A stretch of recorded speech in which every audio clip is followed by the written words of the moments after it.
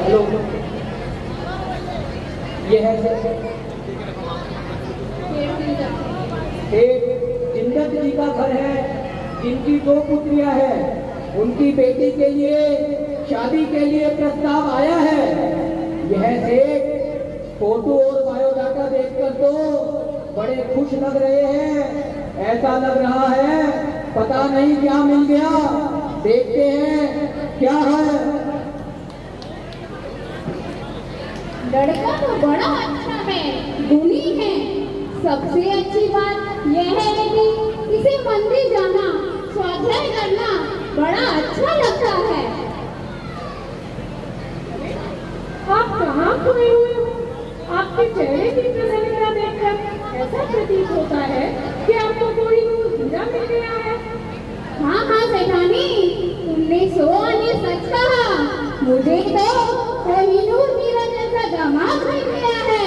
यह देखो, इसे मंदिर जाना, स्वाध्याय करना कितना अच्छा लगता है और परिवार भी जाना पहचाना है। हमारी छुट्टी राज करेगी, है ना? क्या राज करेगी? ये देखो, कमला काकी का बेटा NRI है और ये वाला इंजीनियर। देखो तो सही जरा। नहीं नहीं सेठानी, तुम्हें तो बाहर के वैभव की महिमा आ रही है। मैं तो लड़के को उसके संस्कार की दृष्टि से देख रहा हूँ। यह बाहर की संपत्ति तो कभी भी नष्ट हो जाएगी, लेकिन जिसके पास जैन धर्म के संस्कार हैं, उसको कभी कोई दुखी नहीं कर सकता। और तुम भी ऐसी बातें कर रही हो, क्यों? मगर हमारी बेटी इस लड़के से ज्यादा पढ़ी लिखी है, लोग क्या कहेंगे? अरे भाग्यवान, लोगों को तो कहने की आदत है, लोगों को कहने में मजा आता है। लोगों की तुम लोगों की इस चक्कर में मत पड़। मैं तो लड़के की इस बात पर फिदा हूँ कि वो सच्चा जैन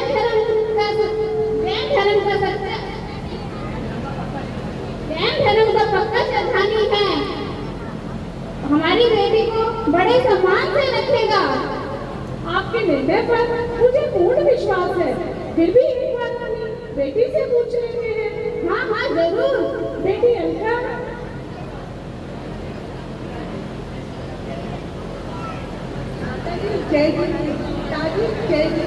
जय ही बेटा। क्या बात है, आप दोनों बहुत खुश दिखाई दे रहे हैं।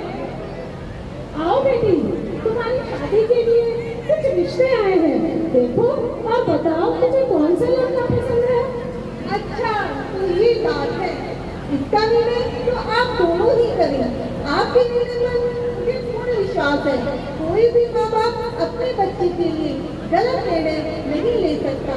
मेरी तो बस यही इच्छा है, जहाँ भी मेरी शादी हो उस जैन धर्म को मानने वाला हो, क्योंकि आपने बचपन से ही मुझे जैन धर्म की शिक्षा दी है और मैं अपने जैन धर्म को खोना नहीं चाहती।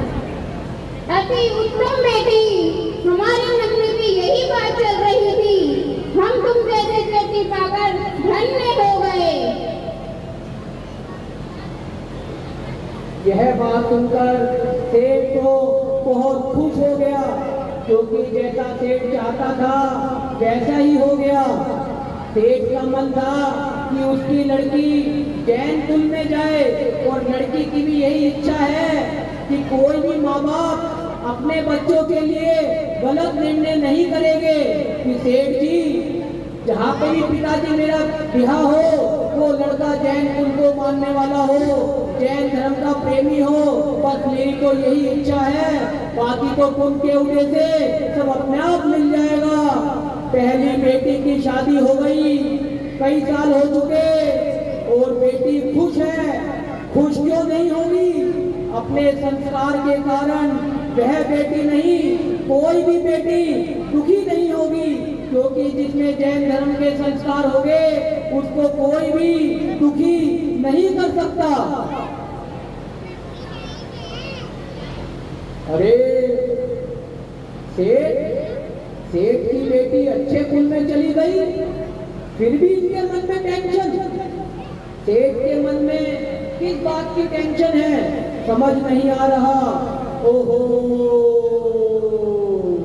सेठ की एक और पुत्री है, पहली बेटी तो खुश है, पता नहीं दूसरी बेटी के लिए कैसा वर मिलेगा।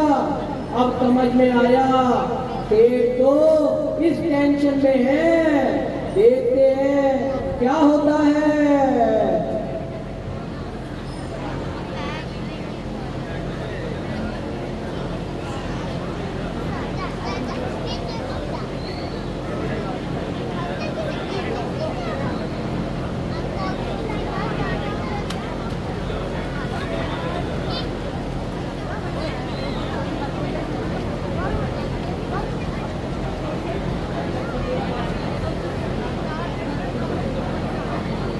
यह है अभिनंदन जी का घर।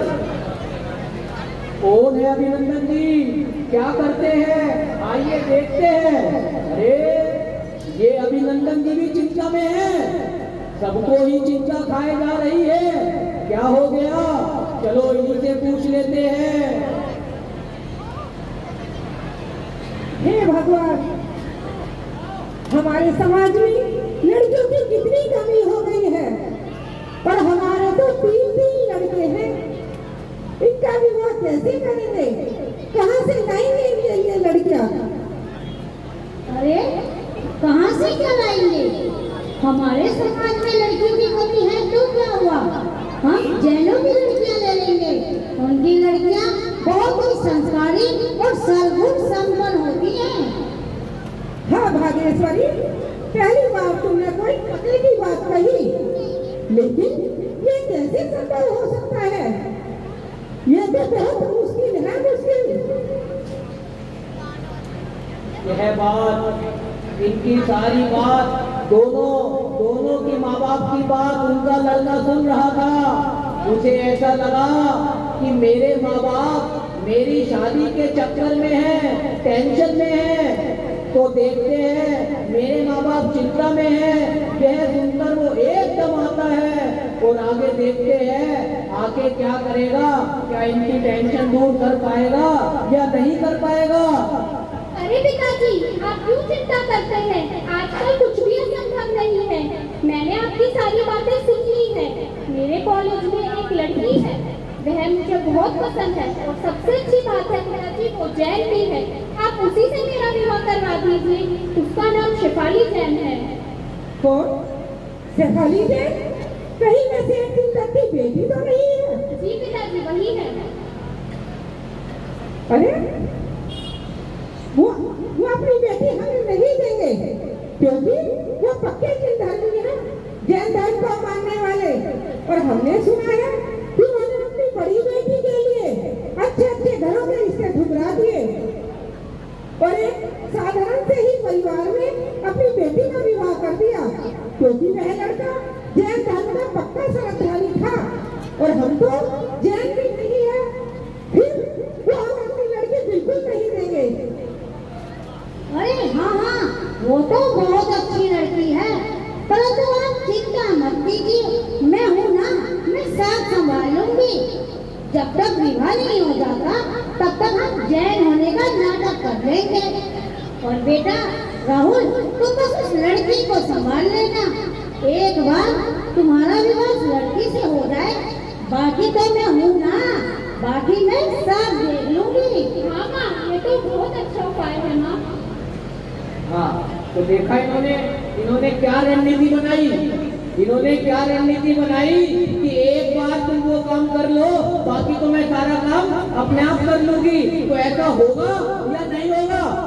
आप क्या कहते हो, होगा नहीं होगा? अब ये तो नहीं होगा, चलो देखते हैं आगे क्या होता है, क्या ऐसा होगा या नहीं होगा, ये तो समय ही बताएगा।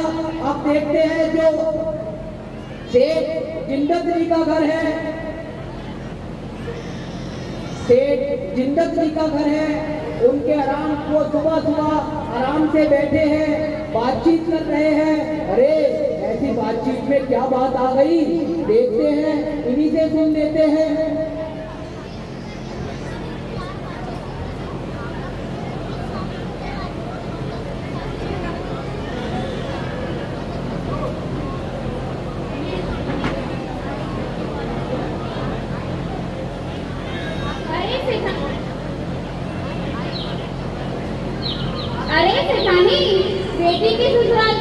कोई समाचार आया कि नहीं? हाँ, कुछ समय पहले ही बात हुई थी। बातों से तो बहुत खुश लग रही थी। कह रही थी, मम्मी बड़े पुण्योदय से मुझे इतना अच्छा परिवार मिला है। हम साथ साथ मंदिर जाते हैं, स्वाध्याय भी करते हैं। परिवार के सभी सदस्य धार्मिक हैं। अरे यह जैन धर्म तो है ही मेरा अनमोला। बस छोटी बेटी के लिए भी ऐसा ही परिवार मिल जाए तो हम शीघ्र ही उसका विवाह कर देंगे। अच्छा, अब समझ में आया ये सुबह सुबह किस टेंशन में आराम से क्या बातें सोच रहे हैं कि जैसे बड़ी बेटी अच्छे कुल परिवार में चली गई, छोटी बेटी के लिए भी अच्छा कुल परिवार मिल जाए तो बहुत अच्छा हो जाएगा। तो देखते हैं क्या ऐसा होगा या नहीं होगा। अरे बाबूलाल, जरा देखो तो कौन आया है। ट्रेन ट्रेन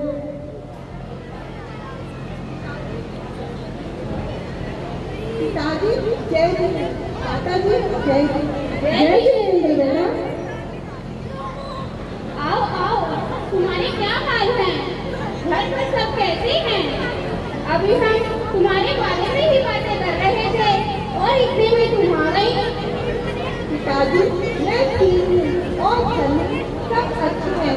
आप बताइए, आप कैसे हैं और आपकी आराधना कैसी चल रही है? सब अच्छा ही चल रहा है। बस अब तो एक ही काम रह गया है, वो हो जाए तो हम फ्री हो जाएंगे। अच्छा पिताजी, ऐसा कौन सा काम है जिसके कारण आप इतनी चिंतित हैं, इतने परेशान हैं? यह देखो बेटी। अच्छा, तो ये बात है। यह तो बहुत अच्छी बात है। मेरी तरह मेरी बहन को भी अच्छा घर, अच्छा लड़का मिल जाए, इससे अच्छी बात और क्या होगी। मम्मी, मेरी बहन भी खाई मिल गई, कहाँ है वो? बेटा वो कॉलेज गई है, आने वाली ही होगी। इस टाइम तक आ जाती है।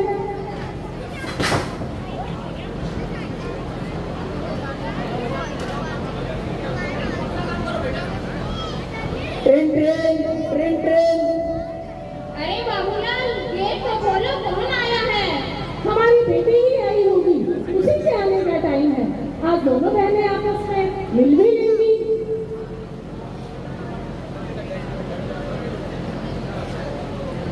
सभी को जय जिनेंद्र। जय जिनेंद्र बेटा। अरे दीदी, आप कब आई? अभी आई, थोड़ी देर पहले। अच्छा, आओ बेटा, अभी हम तुम्हारे विवाह के बारे में ही सोच रहे थे और तुम आ गई हो। अच्छा देखो, तुम्हें कौन सा लड़का पसंद है? पर पिताजी, इस बारे में मैं आपसे कुछ कहना चाहती हूँ। हाँ हाँ कहो, इसमें संकोच कैसा? क्या कहना चाहती हो? क्षमा कीजिए पिताजी, मैंने अपने लिए लड़का देख रखा है। क्या तुमने अपने लिए लड़का देख लिया है? हाँ पिताजी। कौन है वो लड़का? कहाँ रहता है? क्या करता है? कौन है उसके पिता? किस परिवार से है?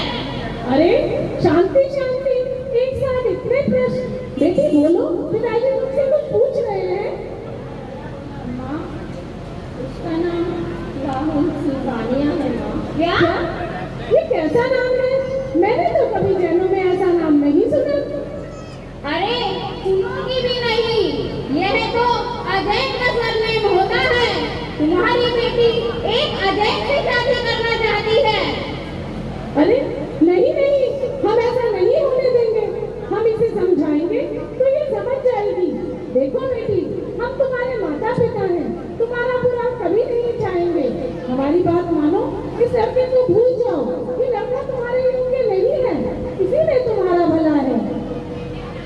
अरे अरे पिताजी, आप इतना गुस्सा क्यों होते हो? मैं अपनी बहन को समझाऊंगी तो ये अवश्य मान जाएगी। आप चिंतित मत हो।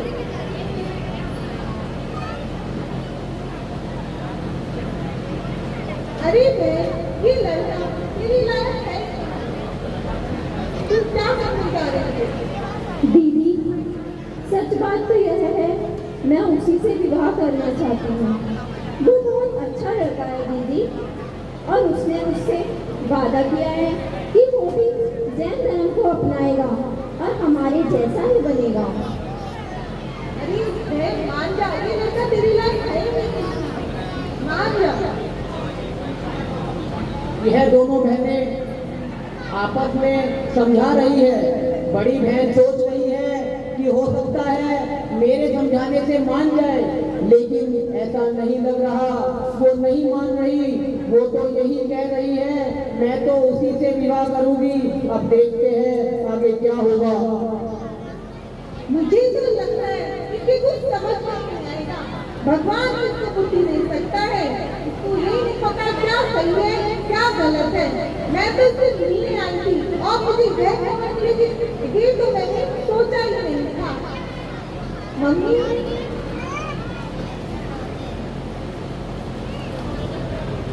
हाँ बेटा, मम्मी मैंने शफाली को बहुत समझाया पर उसे कुछ समझ में नहीं आ रहा। मुझे तो यह डर लग रहा है कि पापा मुझे क्या डर रहे हैं। ये कैसा काम का उधर आ गया, समझ नहीं आ रहा। देखते हैं, अब इनकी तो समझ में नहीं आ रहा। अब और कोई तरीका है समझाने का या नहीं है? अब क्या होगा? पिताजी उसको क्या दंड देंगे? ये हमारे सामने आएगा या वो मान जाएगी? दोनों चीज हमारे सामने आएगी तो देखते हैं क्या होगा, मानेगी या नहीं मानेगी। सेठ बड़े गुस्से में है, क्योंकि गुस्सा करना भी सही है, गुस्से में क्यों ना हो। बड़े गुस्से में हैं और सुबह सुबह ही उसके इंतजार कर रहे हैं। देखते हैं सेठ गुस्से में क्यों है। सेठ बड़े गुस्से में हैं, आखिर गुस्से में क्यों है, देखते हैं। अरे कहाँ हो, सुनती हो? हाँ हाँ कैसे गुस्सा हो, बोलो क्या बात है। तुमने अपनी बेटी से पूछा उसने क्या सोचा, हमें अभी बताओ। बेटी अलका,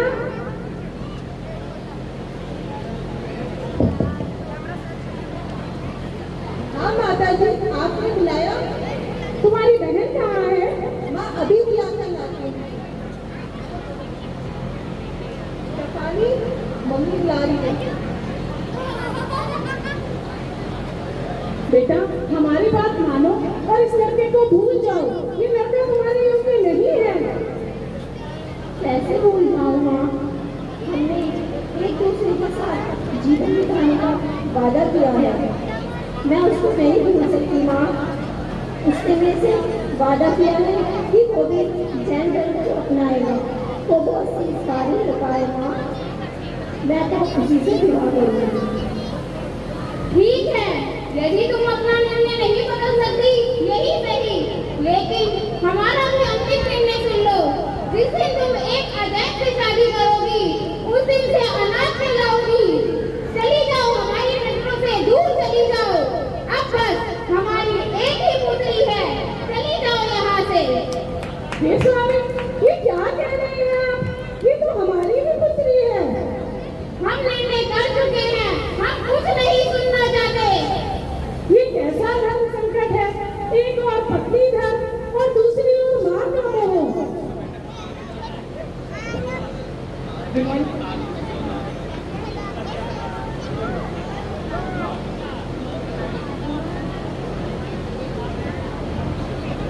विद्या पाठशाला के यह कैसा निर्णय कर डाला? क्या निर्णय हो गया कि निर्णय कर चुके हैं और बेटी ने भी निर्णय क्या करा? अभी आप सब क्या कह रहे थे? नहीं, ये तो बेटी ने निर्णय कर लिया कि मैं तो करूंगी तो उसी से करूंगी, अन्यथा नहीं करूंगी। देखते हैं आगे क्या होता है। माँ उसको क्या देती है, क्या देती है, क्या मंगवाया है माँ ने उसके लिए, देखते हैं।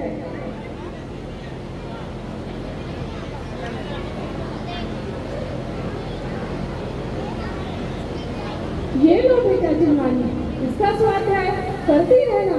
सारे संकट में यही एक शरण है। और एक बात बेटी, अपना जिंदा कभी मत छोड़ना। जी मम्मी।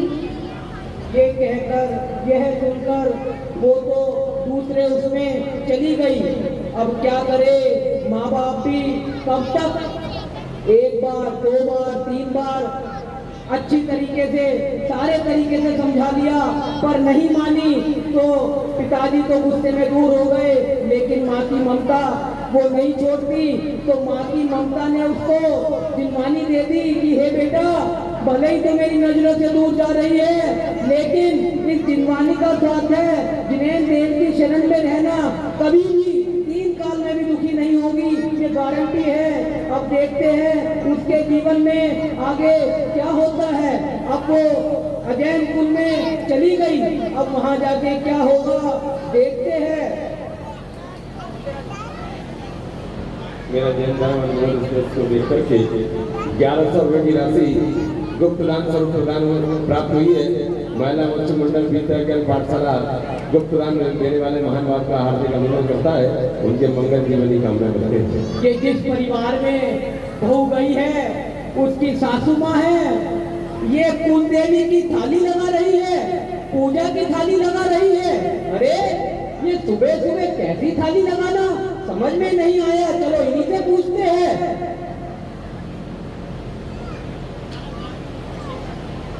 लो आ गई महारानी, बड़ी जल्दी आ गई। जय जिनेंद्र मम्मी जी। जय जिने यहाँ जय जिने नहीं कहता, तुम्हारा विवाह मेरे बेटे के साथ हुआ है और तुम इस घर की बहू हो। बहू, हमारे यहाँ की बहुएं सुबह उठकर उस देवी की पूजा करती हैं, उन्हें भोग लगाती हैं, उसके बाद ही अंजल लेती हैं। समझ गई ना? लो लगाओ भोग। कुल देवी की पूजा? परंतु मम्मी जी, मैं तो जिनेंद्र भगवान की पूजा करती हूँ और मेरी तो प्रतिज्ञा है, मैं अपनी प्रतिज्ञा को तोड़ नहीं सकती। मैंने तो बचपन से लेकर आज तक कभी जिनेंद्र भगवान के दर्शन किए बिना भोजन भी ग्रहण नहीं किया। माँ, मैं अब कैसे कर सकती हूँ? अरे नहीं किया तो अब कर लो, यही तो हमारे कुल की परंपरा है। हमारे यहाँ की बहुएं कुल देवी को भोग लगाए बिना अंजल ग्रहण नहीं करती। समझ गई ना तुम? यह सुनकर बहू हैरान है, परेशान है, ये कैसी विपदा की घड़ी आ गई। शादी से पहले तो क्या कहा था, हम सारी आज्ञा दे देंगे, परंतु अब 3 दिन हो गए मंदिर गए हुए और मंदिर का नियम है, तो कैसे अंजल ग्रहण करूं? अब क्या होगा, अब क्या करूं, किसको कहूं? देखते हैं आगे क्या होगा। हे प्रभु, ये कैसी परीक्षा की घड़ी है प्रभु, जिन दर्शन में कैसे भोजन करूं? अगर भोजन नहीं करूंगी तो जीवित भी नहीं रह सकूंगी। राहुल ने शादी से पहले इतने वादे किए थे, उन सब का क्या? कहते थे 7-7 दिन मंदिर चलेंगे, परंतु ऐसा कुछ भी नहीं हो रहा है। मुझसे ये कैसा अपराध हो गया प्रभु, मैंने ये कैसा अपराध कर डाला। अगर मैंने आज अपने माता पिता की आज्ञा मानी होती, किसी अजैन से शादी ना करके जैन से करी होती, तो मैं आज वहाँ जा सकती थी, परंतु अब मैं वहाँ भी नहीं जा सकती। हे प्रभु, मैं क्या करूँ? आप ही कोई राह दिखाएं प्रभु। अब देखते हैं, अगर इन्होंने अपने पिताजी की बात मानी होती तो आज वहाँ पे जा सकती थी, परंतु फिर भी इनको जिनेंद्र देव के ऊपर विश्वास है, तो देखते हैं इनके साथ क्या होगा। इतने में ही जिस लड़के से इसका विवाह हुआ था वो लड़का आ जाता है, देखते हैं क्या कहता है। शेफाली, शेफाली, ये मैं क्या सुन रहा हूँ? माँ कह रही है तुमने 4 दिन से कुछ खाया नहीं है, क्या हो गया है तुम्हें? क्या हो गया है? मेरा तो जो होना था हो गया, और जो हुआ अच्छा ही हुआ। मुझे मेरी करनी का फल मिल ही गया। अब तुम ही बताओ, हम जैन धर्म की आराधना कैसे करेंगे? अरे तो इसमें दिक्कत क्या है? तुम जिन धर्म छोड़कर हमारा धर्म स्वीकार कर लो ना। हमारे गुरु भी ज्ञानी है, सर्वज्ञ है, सब जानते हैं। एक बार धर्म स्वीकार करके तो देखो। क्या सर्वज्ञ ज्ञानी? कदापि नहीं हो सकते। वीतरागी और सर्वज्ञ तो सच्चे देव ही होते हैं और कोई हो ही नहीं सकता, और मैं अपनी प्रतिज्ञा को तोड़ नहीं सकती। पिताश्री, आप तो हमारे परम पूज्य आदरणीय हैं, आप ही बताएं हम अपने जैन धर्म को कैसे छोड़ दें? बहू, तुम तो हमारी बेटी तुमसे तुम्हारा धर्म नहीं छुड़वा रहे, बस हम इतना चाहते हैं कि तुम अपने धर्म के साथ साथ हमारी कुल परंपरा का भी सम्मान करो।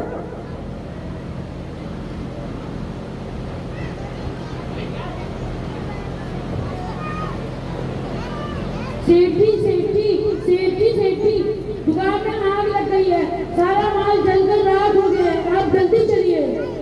ओह, ये क्या? दुकान में कैसे आग लग गई? कैसे मेरी सारी धन संपदा नष्ट हो गई? मैं तो रोज कुल देवी की पूजा करता हूँ, उनको रोज प्रसन्न रखता हूँ, फिर भी मेरे साथ ऐसा हो गया। चलो चलता हूँ। अरे पिताजी, आप क्यों चिंता करते हैं? आपकी तबीयत पहले ही खराब रहती है। मैं चला जाता हूँ, अगर जरूरत हुई तो आपको बुला लूंगा। हे कुल देवी, हमारी रक्षा करो। ये सब इस बहू के कारण हुआ है। कुल देवी इससे नाराज हो गई है। हे भगवान, अब ना जाने हमारा क्या होगा। माताजी, पिताजी, आप शांत हो जाइए, सब ठीक हो जाएगा। यदि आपको लगता है यह सब कुलदेवी की वजह से हुआ है, तो जरा आप सोचिए, आप तो उनकी पूजा करते हैं, फिर उन्होंने आपको नुकसान क्यों पहुंचाया? मैं तो उनकी पूजा भी नहीं करती, उन्हें मेरा नुकसान पहुंचाना चाहिए था। यदि कोई देवी देवता अपने भक्तों के प्रति राग द्वेष का भाव रखते हैं, तो वो देवी देवता नहीं होते, वो तो छलिए होते, छलिए पागल बनाने वाले होते हैं। वीतरागी ही सच्चे देव होते हैं। और माँ, हमारे प्रथमानियों के ग्रंथों में भी लिखा है, मुनियों पर घोर उपसर्ग आने पर भी वो किसी को दंड नहीं देते हैं तथा किसी से राग द्वेष नहीं करते हैं, सभी को धर्म वृद्धि का ही आशीर्वाद देते हैं। देखो भाग्यवान, तू हमारी कितनी अच्छी है, इतनी गुणी है, परिवार के सभी सदस्यों का कितना ख्याल रखती है। क्यों ना हम इसे मंदिर जाने की आज्ञा दे दें? ठीक है, आप कहते हैं तो मान लेते हो, परंतु इसे हमारी बाकी सारी बातें माननी होंगी। सुनो बहू, तुम्हें तो हमारी कोई चिंता है नहीं, लेकिन हमें तुम्हारी और तुम्हारे शरीर की बहुत चिंता है, इसलिए तुम जिन मंदिर जा सकती हो। जय धर्म की। धन्यवाद माता जी। लेकिन एक बात याद रखना, हमारे यहाँ सभी प्रकार के जमीकन भी बनेंगे और रात का भोजन भी बनेगा, जो कि तुम्हें भी करना होगा। सुना तुमने? यह सुनकर बहू अंदर में तो बहुत चिंतित है, लेकिन कम से कम एक बात की तो स्वीकृति मिली कि मैं अपने जिनेन देव के दर्शन कर सकती हूँ। बाद में देखेंगे जो होगा, पहले जिनेन देव के दर्शन करके आती हूँ। अब बहू मन में क्या सोच रही है, देखते हैं। हे प्रभु, ये कैसी विडंबना की घड़ी है। खैर, प्रथम तो जिन दर्शन करके आती हूँ, बाद में कुछ सोचूंगी क्या करना है। यह सुनकर अब बहू को जिन मंदिर जाने की आज्ञा मिल गई। अब वो जिन मंदिर जाएगी, जिन मंदिर में जाके जिनेन देव के दर्शन करेगी, तो देखते हैं कैसे दर्शन करेगी, कैसे जाएगी। बहू को जिन मंदिर जाने की सास अनुमति देती है, ये दृश्य देख करके श्रीमान पंकज जी जैन, मोनिका जी जैन, सरदार वाले परिवार की ओर से 3100 रुपये की राशि इन बालकों के लिए पुरस्कार स्वरूप प्राप्त हुए हैं। महिला उच्च मंडल विद्या ज्ञान पाठशाला इनका हार्दिक अभिनंदन करते हुए इनकी मंगल जीवन की कामना करती है। एक बार जोरदार ताली के साथ हम अपने अतिथियों का अभिनंदन करते हैं। आइएगा अगला रात आपके बीच में।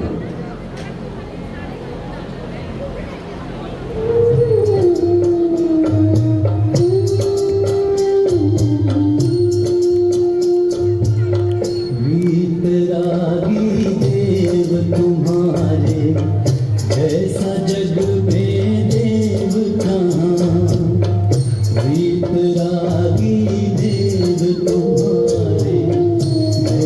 जग में देव कहाँ।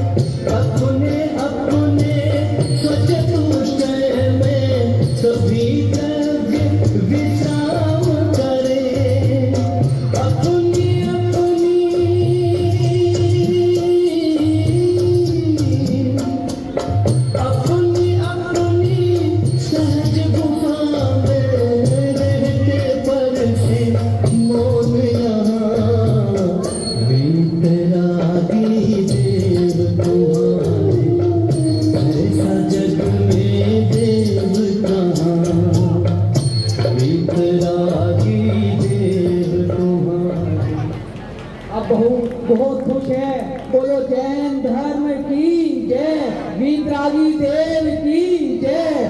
अब बहू मंदिर से अपने घर आ गई, रात्रि भोजन का समय हो गया। ये कैसी कर्म की घड़ी आई, कैसा कर्म का उदय आया, क्या रात में भोजन ग्रहण करना पड़ेगा?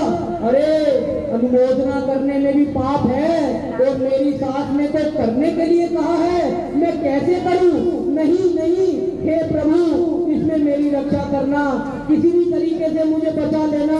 मैं रात का भोजन नहीं करना चाहती, मैं रात का भोजन नहीं करना चाहती। परंतु सासू ने कहा था, क्या कहा था कि मैंने तुझे मंदिर जाने की आज्ञा दे दी और सारे काम तुझे करने पड़ेंगे। अब देखती हूँ क्या होता है, कैसे होते हैं। अब देखते हैं, जिसके साथ वीतरागी देव होते हैं, वीतरागियों की श्रद्धा होती है, उसका कोई भी कुछ नहीं बिगाड़ सकता। और देखते हैं इस बहू के साथ क्या होगा, कैसे होगा। अब ये आपके सामने दृश्य है रात्रि भोजन का। रात्रि हो चुकी है, रात्रि का समय हो गया है। सभी परिवार के जन भोजन के लिए एकत्रित हो रहे हैं। सभी परिवार के जन भोजन के लिए एकत्रित हो चुके हैं। अब यहाँ कुछ ही देर में भोजन लगने वाला है। अब देखते हैं बहू के ऊपर कैसा कर्म का उदय आ गया। अब क्या इसका निवारण होगा, यह तो कर्म का उदय ही बताएगा। माँ माँ माँ, बहुत जोरों से भूख लगी है माँ, जल्दी से खाना दो माँ। बस बेटा भोजन तो तैयार ही है। आज मैंने अपने हाथों से स्वादिष्ट भोजन बनाया है। बहू चलो सबकी थाली लगा दो। जी मम्मी जी, अभी लगाती हूँ। यह बहू के ऊपर कैसा कर्म का उदय आ गया। जिसने रात में भोजन नहीं किया, वो सबके लिए रात में भोजन की थालियां लगा रही है। क्या उसको भी रात में भोजन करना पड़ेगा? हे नाथ वीतरागी देव, कोई राह बताए, कोई राह दिखाए। ये कर्म का उदय कैसे पलटे, कब पलटे? बस अब नहीं, अब ऐसी गलती नहीं होगी। अब सबका खाना लग चुका है, सब खाने को तैयार है। पिताजी भी खाना खाने को तैयार है। पिताजी खाना खाने के लिए सबसे पहले थाली में देखते हैं।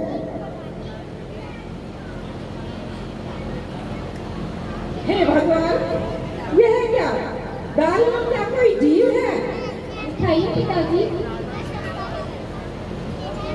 हाँ पिताजी, इसमें तो कोई जीव है। माँ माँ माँ, ये भोजन खाने योग्य नहीं है माँ, मैं ये भोजन नहीं कर सकता। लेकिन मैंने तो लाइट की रोशनी में भोजन बनाया था, फिर ये कैसे हो गया? इतना बड़ा जीव इसमें कैसे आ गया?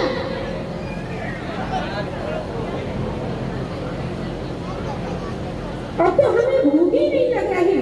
आंखों देखा कैसे खा ले। अब हम भोजन नहीं करेंगे। पिताजी, आज आप दूध और फल ले लीजिए, कल से हम अच्छे से भोजन बनाएंगे। ऐसा नहीं होगा पिताजी। शेफाली, क्या तुम इसलिए ही रात में भोजन नहीं करती हो? हाँ, रात्रि में भोजन करने से जीवों की हिंसा का पाप लगता है। रात्रि में भोजन करने से जीवों की हिंसा का पाप लगता है। सूर्य के प्रकाश में सूक्ष्म जीव पनप नहीं पाते हैं। अब तो डॉक्टर भी कहते हैं कि दिन से भोजन कर लेना चाहिए, अन्यथा हार्ट अटैक आदि बीमारियों का खतरा बना रहता है। हाँ बहू, तुम 100% सही कह रही हो। एक बार डॉक्टर ने भी मुझे यही समझाया था, यही सलाह दी थी, लेकिन तब मैं मान ही नहीं रहा था। अब मेरी समझ में आ गया है, अब मैं रात को भोजन नहीं करूँगा। जैन धर्म की जय हो। जब आप सब दिन में भोजन करेंगे तो मैं भी दिन में ही भोजन बनाया करूंगी। अब इन्होंने नियम लिया कि जब आप दिन में भोजन करेंगे तो दिन में ही बनाया करूंगी। अरे अब तो डॉक्टर भी कहते हैं सोने से 4 घंटे पहले भोजन कर लो, अन्यथा हार्ट अटैक आदि बीमारियों का खतरा रहता है। इस बहू ने अपने रंग में सबको रंग लिया। कहा तो अकेली थी और अब इसका रात्रि भोजन का नियम जो नियम का पक्का होता है उसकी परीक्षा होती है, और जो परीक्षा में पास हो जाता है वो कभी भी आगे जाके अंतिम तक मोक्ष तक पा जाएगा, परंतु कर्मों के उदय से कभी भी झुकेगा नहीं। इसलिए कर्म का उदय आए तो कभी झुकना नहीं चाहिए। तो बहू का दूसरा नियम भी हो गया कि रात्रि भोजन की स्वीकृति भी मिल गई कि अब यहाँ पे रात में भोजन नहीं होगा। अब देखते हैं आगे क्या होता है। नाटक के इस दृश्य को देखकर कि 1100 रुपये की राशि दीपक जैन, पुलकित जैन पेंशन वाले परिवार की ओर से प्राप्त हुए हैं। महिला उच्च मंडल विद्या ज्ञान पाठशाला उनका भी हार्दिक अभिनंदन करती है, उनका भी कामना करती है। यह सुबह सुबह का दृश्य है। पिताजी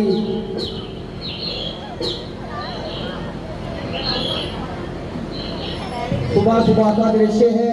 पिताजी अखबार पढ़ रहे हैं। अरे आज अखबार में क्या आ गया, अखबार में क्या आ गया, अखबार पढ़ रहे हैं। हम भी इनसे ही पूछ लेते हैं कि सुबह सुबह अखबार में क्या आ गया। ऐसी कौन सी खबर आ गई कि सुबह सुबह अखबार पढ़ने में इतना बिजी हो गए, हमारी तरफ देख भी नहीं रहे। अरे सुनती हो क्या, सुबह सुबह मोबाइल में लगी रहोगे? हाँ, क्या हुआ? देखो अखबार में प्राकृतिक चिकित्सा के बारे में आया है। बिना साइड इफेक्ट भी इलाज कर रहे हैं, कोई फीस भी नहीं है, बिल्कुल निःशुल्क है। चलोगी तो मेरे साथ? हाँ, मैं तो कब से शिविर में जाने का इंतजार कर रही थी। चलो आज ही चलते हैं। चलो चलते हैं। अब यह दोनों प्राकृतिक चिकित्सा के शिविर में चले जाते हैं। कभी आपने नाम सुना है प्राकृतिक चिकित्सा का? ये दोनों प्राकृतिक चिकित्सा के शिविर में चले गए, 10 दिन तक वहाँ पे रहे। आखिर हम भी आज पता चल जाएगा कि प्राकृतिक चिकित्सा के बारे में क्या होता है, वहाँ क्या सिखाते हैं, इन्हीं से पूछते हैं। आज 10 दिन हो गए, 10 दिन से प्राकृतिक चिकित्सा के शिविर में गए हुए हैं। आज 11वां दिन है। 11वें दिन में अपने घर पे वापस आए हैं, तो इन्हीं से पूछते हैं कि प्राकृतिक चिकित्सा के में जाकर क्या सीखा, हमें भी बताओ, क्या फायदा हुआ, वहां जाके आपने क्या सीखा। देखते हैं, इन्हीं से पूछते हैं। दोनों योग शिविर में वहां जाकर आते हैं, देखते हैं वहां इनको क्या शिक्षा मिली। माँ, आज से हमारे घर में जमीन नहीं बनेगा। क्यों माँ? लेकिन आलू के बिना कैसे चलेगा? बेटा स्वास्थ्य से क्या करना, प्राकृतिक शिविर में हमें बताया गया है जमीन खाने से हमारे स्वास्थ्य पर कितना बुरा असर पड़ता है, क्योंकि उसमें सूर्य की रोशनी उचित मात्रा में नहीं होती, इसीलिए हमें विटामिन भी उचित मात्रा में नहीं मिलता है। हाँ माँ, जमीन खाने से अनंत निगोदिया जीवों की हिंसा का पाप लगता है। पता है आपको, आलू में अनंत निगोदिया जीव पाए जाते हैं। आलू की टिक्की, जो हम आलू की टिक्की खाते हैं, उस आलू की टिक्की में अनंत जीव पाए जाते हैं। या यूं कहें कि हमने ऐसे कितने अनंत जीवों को, अपने जैसे अनंत जीवों को चबा कर खा लिया हो। अरे हम तो हर चीज में ही आलू डालकर खाते हैं, तो क्या सारे जीव मर जाते हैं? हाँ, और सुनो, वो बहुत सूक्ष्म होते हैं, उनमें भी समान रूप से हमारे जैसी शक्ति होती है। उनकी आत्मा और हमारी आत्मा में कोई भी अंतर नहीं होता है। बेटा हमारी बहू कितनी होशियार है, हम व्यर्थ ही इसका विरोध कर रहे थे।